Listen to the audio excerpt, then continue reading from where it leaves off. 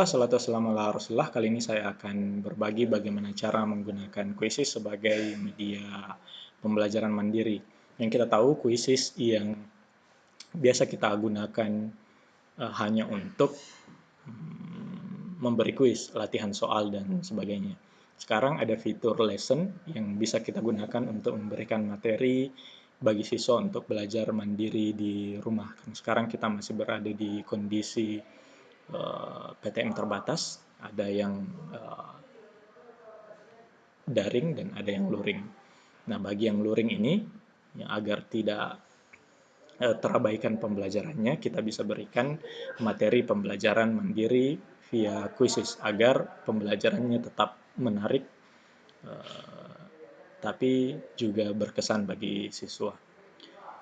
Nah, kita mulai, ya, masuk ke quizzes, quizzes.com.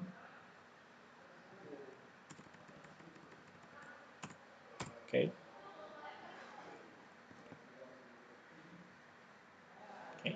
Kalau kita belum punya akun, ya klik sign up.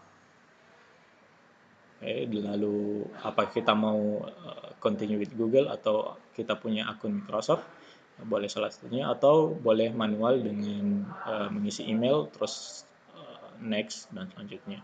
Karena saya sudah memiliki akun Quizzes, saya pilih login, lalu continue with Google.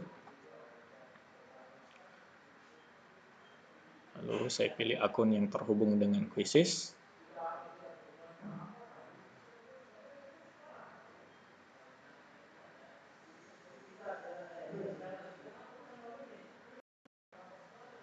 Oke. Oke.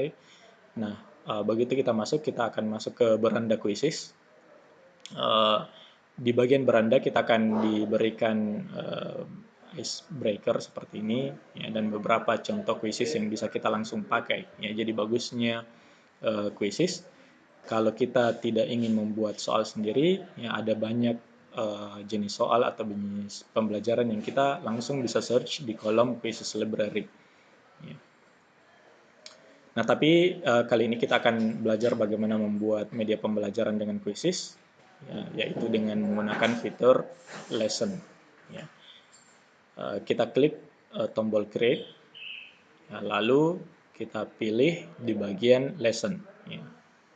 Create an instructor-led experience where slides and multimedia are combined with quiz and poll questions.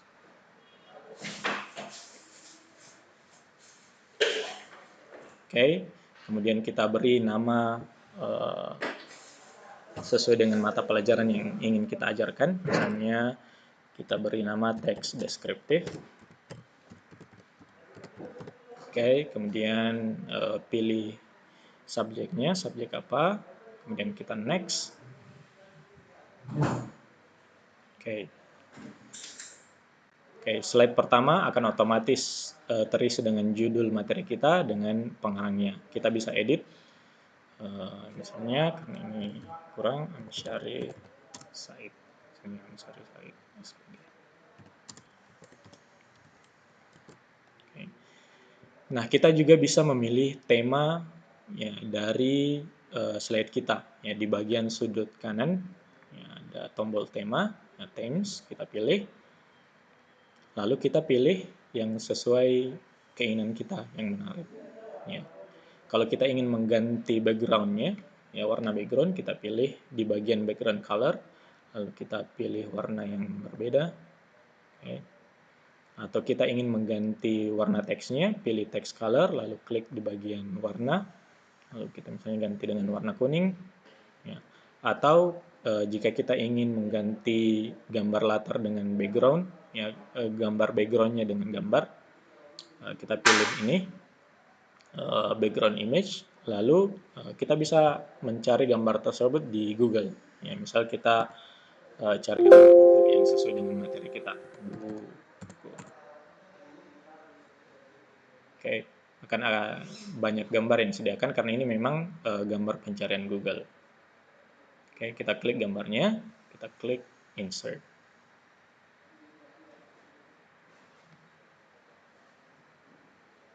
Oke, maka background akan otomatis terganti sesuai dengan gambar yang kita pilih. Oke. Nah, atau kalau kita ingin membuat latarnya adalah animated themes, ya, kita juga disediakan fitur animated themes, ya, latar belakang yang bergerak. Ya, ini sepertinya cocok untuk siswa kita yang sekarang fokusnya agak sulit dengan benda yang statis. Ya, mungkin kita bisa ambil perhatian mereka dengan latar belakang yang seperti ini, yang terus bergerak. Oke, jika kita ingin menerapkan semua tema ini ke dalam semua slide yang kita ingin buat, ya kita pilih Apply to All. Oke. Nah, di bagian sudut kiri bawah, kita bisa lihat ada Add New Slides. Ini kita gunakan untuk menambahkan slide baru. Ya. Kalau kita familiar dengan Microsoft PowerPoint, maka temanya atau presetsnya akan mirip-mirip seperti ini. Ya. Jadi mirip-mirip dengan preset dari Microsoft PowerPoint. Oke. Oke. Kelebihannya kita bisa tambahkan question type slide. Ya, ada yang graded kalau kita mau mengambil nilai di materi kita ini, kita bisa pilih ini. Atau ungraded. Ungraded ini tidak dinilai. Ya, jadi jawaban dari siswa tidak beri nilai. Ya, kita nanti contohkan bagaimana penggunaannya. Contoh kita mau tambahkan text slide. Ya, kita beri contoh misalnya pengertian. Oke. Text deskriptif adalah seterusnya. Nah, kita juga bisa menambahkan gambar di media kita, di slide kita. Ya, seperti tadi, ya bagusnya karena you can search Google or upload an image. Jadi kita bisa menambahkan gambar kita sendiri, ya, dengan klik di sini di ikon gambar. Oke. Kita tunggu sampai kotak filenya tersedia. Atau yang lebih mudah, kita bisa langsung mencari gambar yang kita inginkan di Google. Ya, misalnya teks deskriptif. Oke, kita cari. Oke, akan ada contoh-contoh deskriptif. Ya, atau mungkin kita cari yang sedikit berhubungan belajar. Oke, ambil contoh, insert. Oke, maka gambar kita masukkan akan berada di sini. Ya, jadi selebihnya kita bisa atur sesuai dengan keinginan kita tampilannya.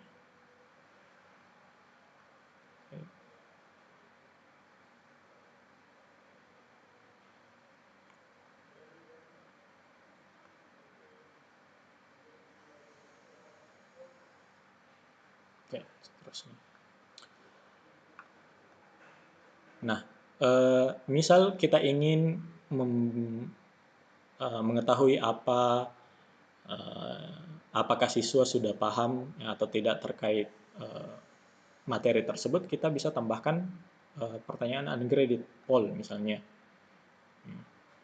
Kita bisa tanya apakah kalian sudah paham? Oke. Misalnya kita beri contoh ya, tidak. Oke, untuk yang lain kalau kita tidak butuhkan, kita dapat hapus dengan ikon delete di sini. Delete. Oke. Nah, jadi dengan menggunakan poll ini, pembelajaran kita, ya, walaupun mereka belajar mandiri, ya, kita masih bisa menganalisis apakah siswa sudah paham atau tidak terkait materi yang kita sudah berikan melalui daring, walaupun mereka belajar mandiri. Atau kita juga dapat menggunakan fitur open-ended question. Open-ended question, misalnya kita ingin menanyakan masalah A yang mereka hadapi saat mempelajari materi ini. Apakah kalian mengalami masalah terkait materi ini? Ya. Nah, dengan open-ended question ini, siswa akan menuliskan apa yang mereka alami atau masalah yang mereka alami di kolom ini. Ya, jadi nanti ketika kita melihat laporan dari kuis ini saat siswa telah mengerjakan materi kita ini, kita akan bisa melihat materi masalah-masalah yang mereka hadapi selama belajar. Nah, anggaplah ketika materi sudah selesai, ya tentu kita ingin memberikan formative test terkait materi ini. Ya, kita juga bisa tambahkan jenis pertanyaan yang dapat kita nilai. Jadi selain mereka belajar, setelahnya langsung mereka mendapatkan pertanyaan untuk kita nilai. Jadi kita bisa menilai apakah efektivitas pembelajaran kita, pembelajaran mandiri ini dengan nilai yang mereka dapatkan dari formative text. Nah, untuk multiple choice ini sama seperti quizzes yang biasa yang kita gunakan.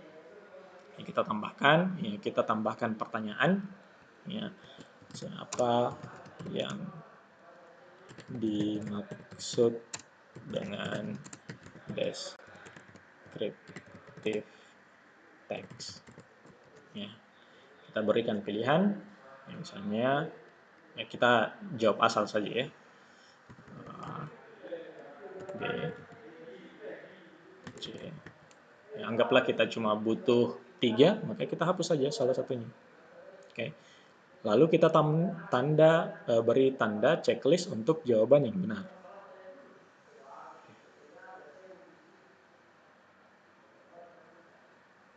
Oke.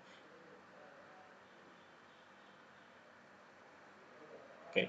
Kalau kita ingin menambahkan gambar, ya, kita bisa klik pada pertanyaan ini, kita bisa klik image, lalu sama seperti tadi, kita bisa tambahkan melalui komputer kita atau kita tambahkan melalui Google. Ya, misalnya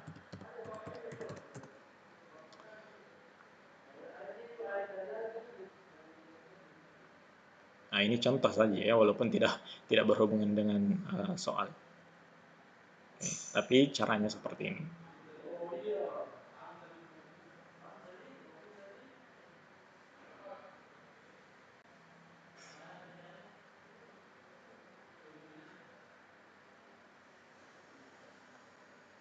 Oke.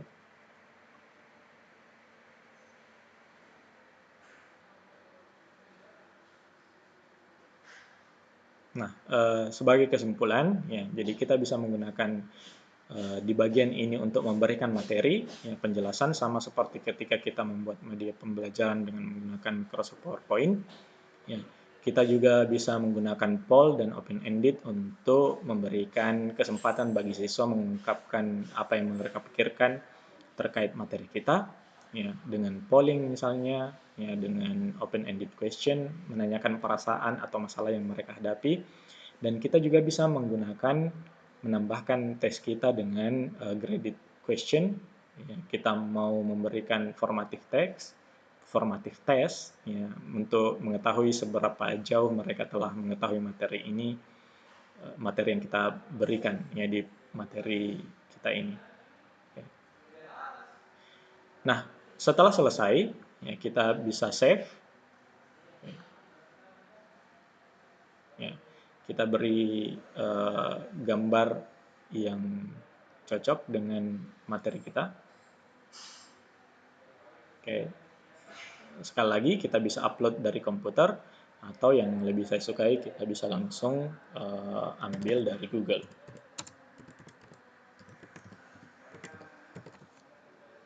Oke. Kita pilih.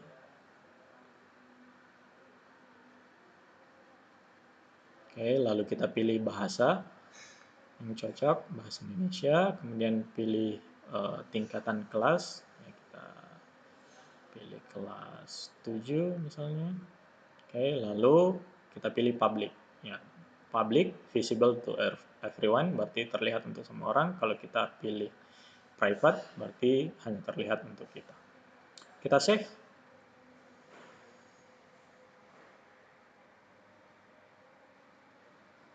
Oke. Nah, setelah selesai, kita punya dua pilihan. Ya, apakah kita mau start with live lesson, ya, atau menggunakannya sebagai assign homework. Tapi karena kita ingin menggunakannya sebagai media belajar mandiri, ya kita pilih assign homework. Kita klik assign homework. Oke. Kemudian kita tentukan deadline-nya. Oke, misalnya deadline-nya adalah hari Kamis, ya. Oke, hari Kamis pukul 11, ya tidak apa-apa. Oke, lalu kita pilih continue.